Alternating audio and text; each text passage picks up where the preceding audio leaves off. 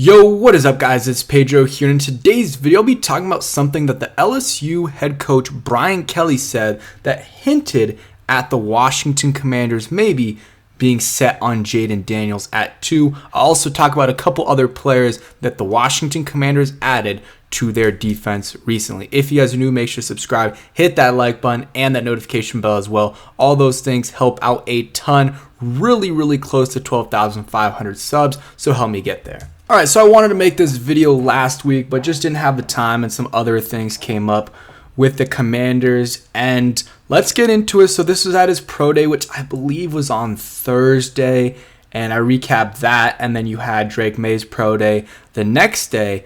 But, you know, Brian Kelly, the LSU head coach who's been there, the last 2 years now, so he's been there with Jayden Daniels, got him over, I believe, from ASU to play at LSU, and he said, and this could be nothing, but it could be something.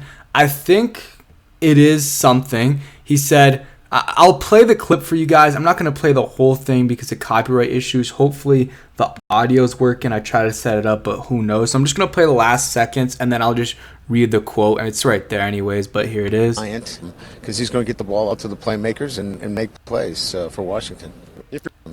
So basically, hopefully, again, you guys were able to hear it, but he was talking about, before that even, he was talking about Lamar and other quarterbacks, even like Mahomes, that, were adjusted to the NFL and got guys that could scramble. I mean, Mahomes can, I guess, but that's not what he does, but Lamar, sure. And then he talked about he's going to get the ball out and make plays, and for Washington, or he said, I thought he said get the ball to his playmakers. Yeah, he said he's going to get the ball out to his playmakers and make plays for Washington. Could that mean he has a little bit inside information that the Commanders are going to take him? Yeah, could that be him trying to help his guy out and, get his, or manifest it for him, or even get it out there in the media so his stock's going up? Yeah, it could be that as well. It could be a combination of both. Because, they are going to tell him, the coaches and stuff, from the Commanders and, other teams, like, yeah, we want to take him. We really like him. Like, they're going to hear all the good things that they have to say about him. But, I think that it does have a little bit of merit to it. If I had to lean who they're taking, I would say slightly, I would go like 50% Jayden Daniels, 40% Drake May, and that very small percent of, like, trade back, or maybe JJ McCarthy 10%. That's kind of how I would put it. Slight edge to Jayden Daniels. If I said JJ McCarthy before, my bad. So yeah, I think Jayden Daniels probably like 50% chance, then Drake May at 40, and then JJ McCarthy and the rest of the field 10%. Yeah, I guess 10% with the possibility of trading back. But I really think it's gonna be one of those two, Jayden Daniels or Drake May. And it's really just going to be the preference for what type of quarterback Adam Peters likes. And then Cliff Kingsbury is definitely going to have some say. Is he going to have all the say? No, definitely not. But, Adam Peters doesn't want to pair Cliff Kingsbury with a quarterback that doesn't fit his system at all. So, Cliff is definitely going to have a say. And if it's a quarterback that doesn't really fit his system, then he's going to have to fit the system towards the quarterback a little bit and mold the system a little bit towards the quarterback. And the quarterback's going to have to adjust too. But, yeah, it'll be interesting these next few weeks until the draft. We got 4 weeks, I believe, until the NFL draft in Detroit. Very excited for that. And yeah, I don't think this is, huge news, but it definitely is something. It's not, I think, ESPN used to have this show. It was like something, nothing, or everything, like something that happened if, it means something, nothing, or everything. I would say it's not everything and it's not nothing. I think it's something. And I think, we're just going to have to wait and see. This is the first time I put out a tweet today, and sorry if I'm rambling. This is the first time in a while we're going to have a top pick, and we don't really know who we're taking. With Chase Young at number 2 in 2020, we knew it was going to be Chase Young. In 2012 with RG3, we knew it was going to be him. And this year, we're not going to know until that pick is in and Roger Goodell announces who it is to the rest of the world. That's when we're going to know. And it usually isn't like that for us, or it hasn't been like that for us in a while where we don't know who our pick is going to be when it's like top 3 pick. Obviously, Forbes we didn't know, and guys like Jahan and Jamin we didn't really know, but that's expected when you're picking at 14, 15, at 16. At 2, for it to be a question mark going into draft day, it's a little exciting. It's a little nerve-wracking too, but it's exciting as well, and we're just going to have a lot of entertainment these next couple weeks. And I'm not going to go into Jayden Daniels too much. I've said everything I need to say on him. 6'4", 210. He's got what you want in the height. The weight could be a little bit more. I really don't think the weight is the biggest issue. I think it's how he handles himself in the games, and how he takes care of his body during the games. He takes too many hits, stuff like that. That's what he really needs to work on. The weight, it's not a huge issue. He's similar weight to Kirk Cousins, and if he he could put on a little bit of weight.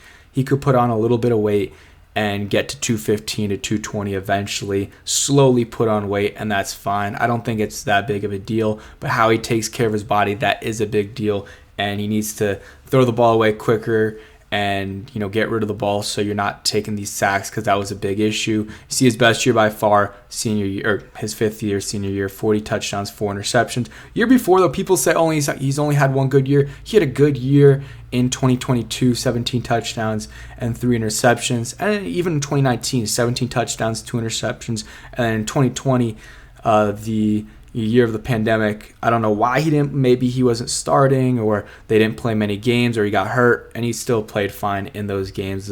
His only really bad year was 2021, and yeah, that was a bad year. Besides that, he had some good years, or very good seasons, especially 2023, and he can rush the football as well. That is not a surprise to anyone. Let's go into the guys that Commanders have signed. So they signed defensive lineman Hagi, Chisum.